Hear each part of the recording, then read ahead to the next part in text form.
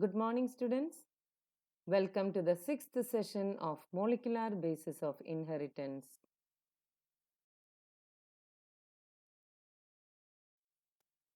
Let's learn about tRNA, the adapter molecule.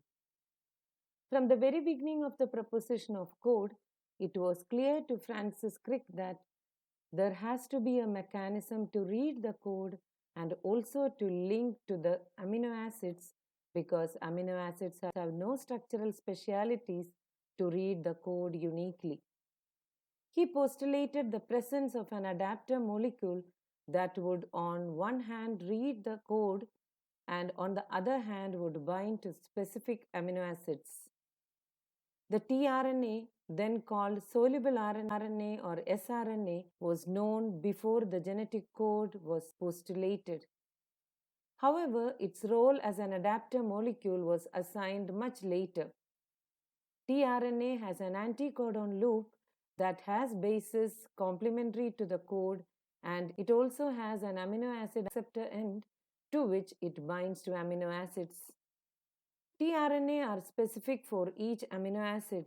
For initiation, there is another specific tRNA that is referred to as initiator tRNA. There are no tRNAs for stop codons. In the figure given, the secondary structure of tRNA has been depicted that looks like a clover leaf. In actual structure, the tRNA is a compact molecule which looks like inverted L.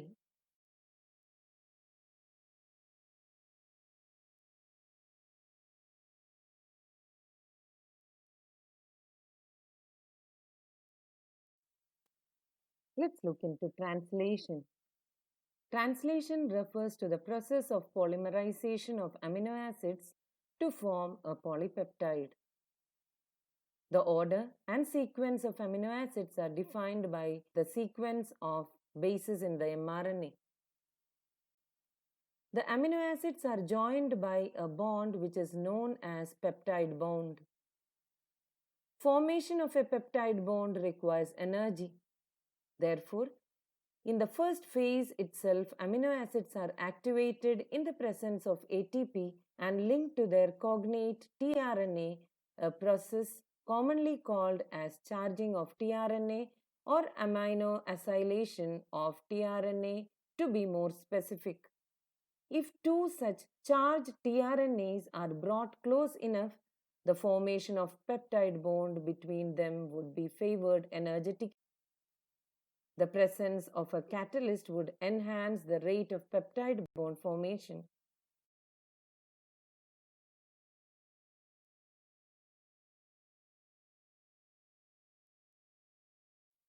The cellular factory responsible for synthesizing proteins is the ribosome. The ribosome consists of structural RNAs and about 80 different proteins.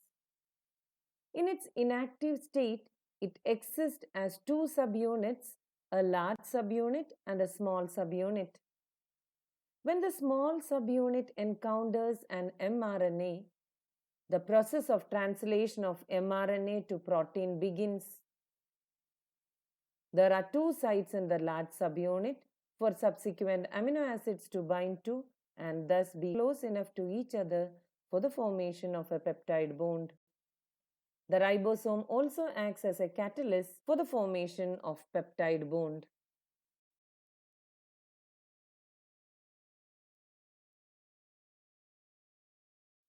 A translational unit in mRNA is a sequence of RNA that is flanked by the start codon and the stop codon and codes for a polypeptide.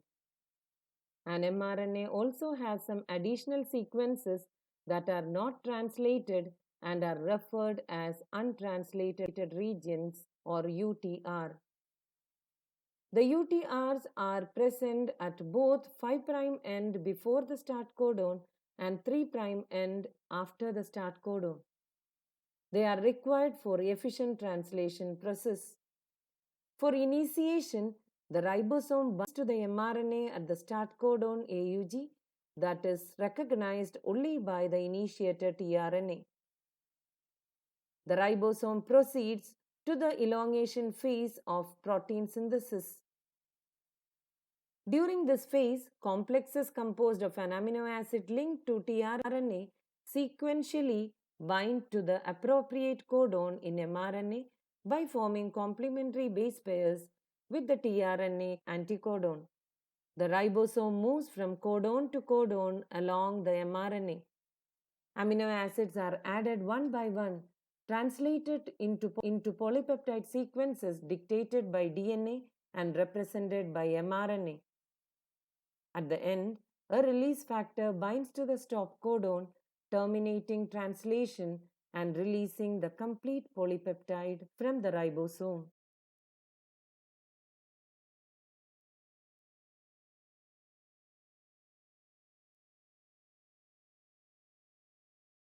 Of translation possible. Besides the messenger RNA, translation also requires another type of RNA known as the transfer RNA or the tRNA.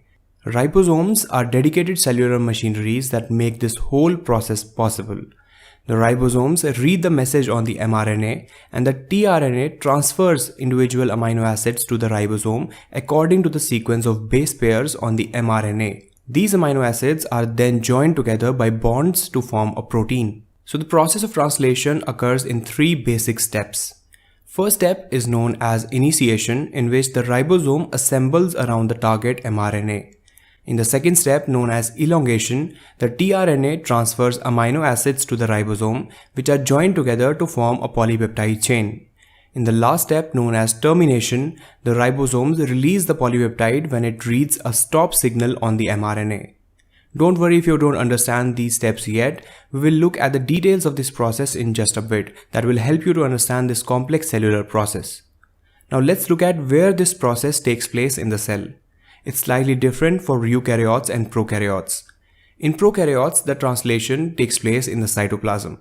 In eukaryotes, the translation occurs in the cytoplasm or across the membrane of the endoplasmic reticulum. What happens is that when the ribosomes bind to the mRNA, this whole complex then attaches to the endoplasmic reticulum. The new protein is synthesized and released into the endoplasmic reticulum. This protein can be stored inside the endoplasmic reticulum or released in the future, or it can also be secreted immediately. Before going into the details of process of translation, it's important to learn about a few concepts. The main machine which plays a central role in translation is ribosome. Ribosomes are complex molecular structures found inside all living cells, and they act as a site for protein synthesis. The ribosomes essentially consist of two major components, a small subunit and a large subunit. The unit of measurement used to describe the ribosomal subunits is the Swedberg unit, which is a measure of the rate of sedimentation in centrifugation rather than size. In eukaryotic ribosomes, the smaller subunit is 40S and the larger subunit is 60S. When they join, they are denoted as 80S. These subunits lie separately in the cytoplasm until they need to come together for translation. These subunits have different jobs as well. The small subunit reads the mRNA, whereas the large subunit joins the amino acids to form a polypeptide chain. Now, assuming you have watched the videos on structure of nucleic acids and DNA, you know that the information of the genetic code is stored in the form of base pairs, with four main bases: adenine, guanine, cytosine, and thymine. In RNA, we have uracil in place of thymine. Now, the cornerstone to understand the process of translation is to understand what is a codon. A codon is basically a sequence of 3 DNA or RNA bases.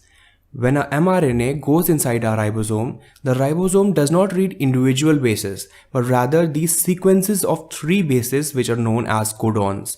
Each of these sequences of 3 base pairs corresponds to a specific amino acid. For example, if 3 uracil bases are in sequence, which means the code will be UUU, the ribosome will read this code and the amino acid that is used will be phenylalanine.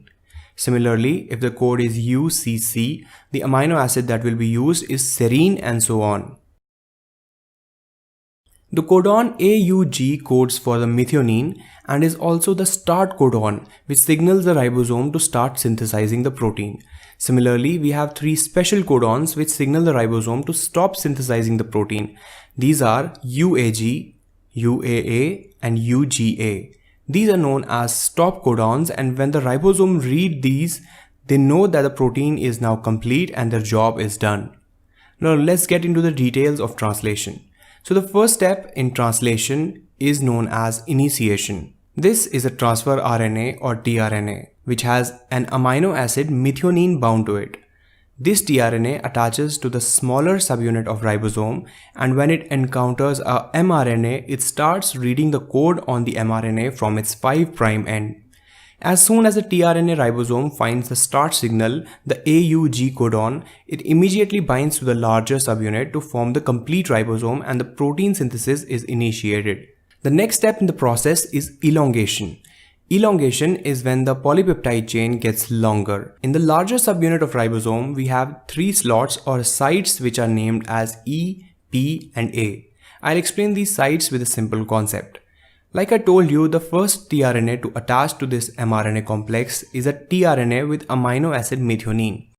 This tRNA occupies the P site. P stands for peptidyl site. Now on each side of the P site, we have 2 more sites, the E and the A site. And here is the mRNA in the smaller subunit. Now what happens is the A site receives the next tRNA which matches the codon next in the sequence. If you zoom in, we can see that the first codon is the start codon, the AUG, to which the tRNA attached will have the amino acid methionine. Now if the next codon is UAU, the tRNA attached to the A site will have amino acid tyrosine. So this tRNA is now occupying the A site. Now we know the main job of translation is to form a protein, which is essentially a chain of amino acids. So what we need next is to form a bond between the amino acid on the tRNA in the P site and the amino acid on the tRNA in the A site.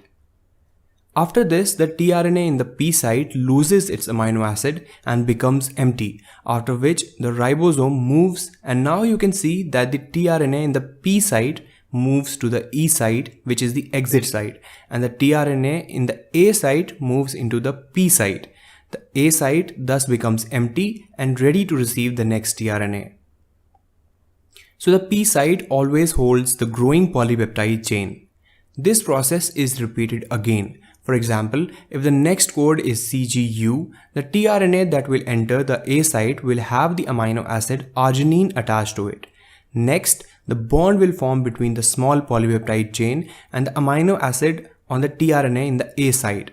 Again, this tRNA becomes empty and the mRNA moves again, repeating the whole process until we get a polypeptide chain of desired length.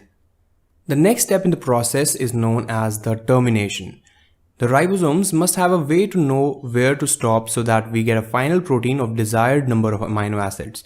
This is possible because the mRNA actually contains stop signals, which is known as the stop codon.